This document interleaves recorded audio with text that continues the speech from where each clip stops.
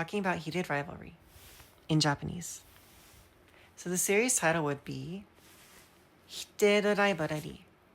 And then the two main character names would be Shane Horenda and Ilya Rozanov.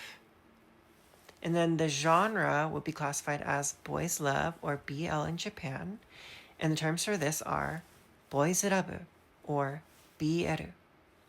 And then if you think of a classification of people that might be consuming this content, not limited to, because I fully believe that everyone should go watch the series. It's really good.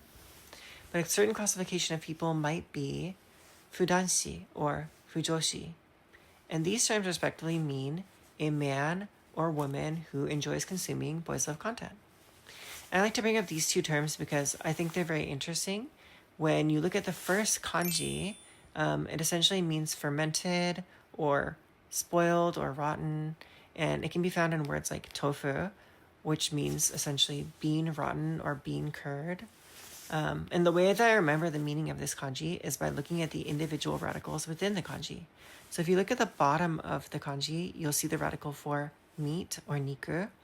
And then above that is a radical for the word tsukeru, which has a lot of meanings. But in this case, I like to think of the definition of to adhere. And then if you look around them, there's kind of this roof radical drawn, which I believe the name of that radical is called madare.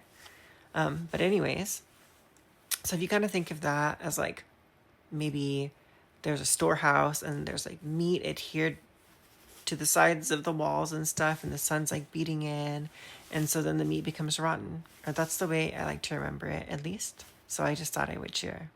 And as to why they use that kanji in these words, I can make another video about it, just letting you know.